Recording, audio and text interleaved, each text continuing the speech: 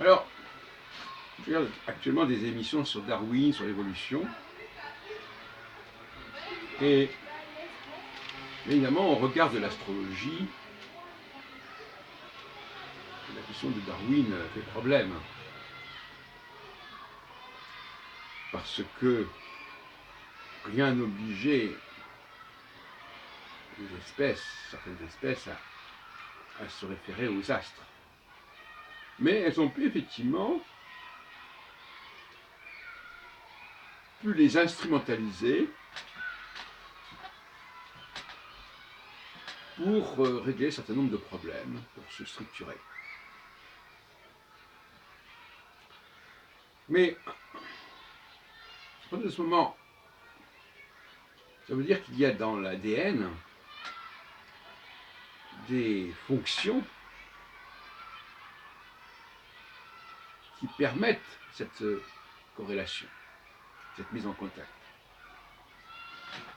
ce scanning de certaines configurations. Et ce, dès la naissance. Et donc, dans les recherches sur l'ADN, je crois qu'on n'est pas arrivé au bout de ces peines. Il faudrait également intégrer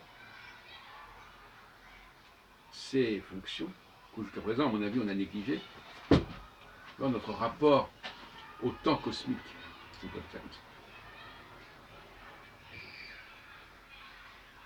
Par ailleurs,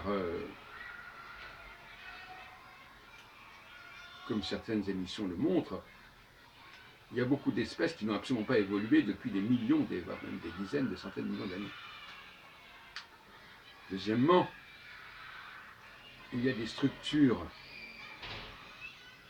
l'ADN lui-même, qui sont d'une telle complexité qu'on peut difficilement imaginer qu'elles soient le résultat du hasard.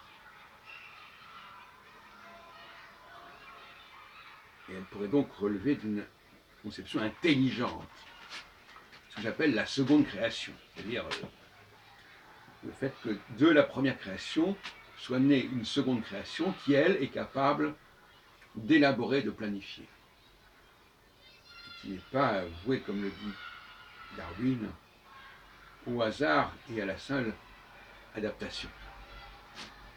Comme il est montré d'ailleurs,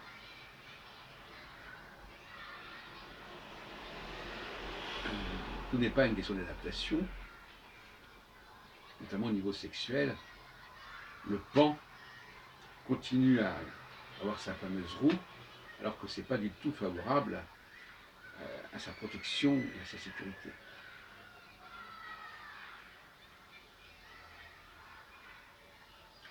Il semble qu'en fait, seule une partie des espèces actuellement, celles qui ont d'ailleurs étudié, celles qu'a d'ailleurs étudié Darwin lors de son fameux voyage du Beagle,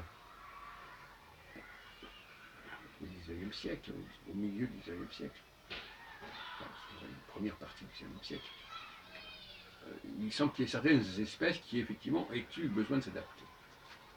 Mais ce n'est pas le cas de la plupart. Et c'est intéressant parce que ça nous renvoie à un problème sociologique, anthropologique, à savoir qu'il y a des étrangers qui doivent s'adapter, parce que pour des raisons diverses, ils ont dû quitter leur habitat normal, mais que d'autres espèces n'ont pas eu à le faire, et donc elles n'ont pas eu à évoluer. Et ça, c'est un sujet qui m'intéresse beaucoup.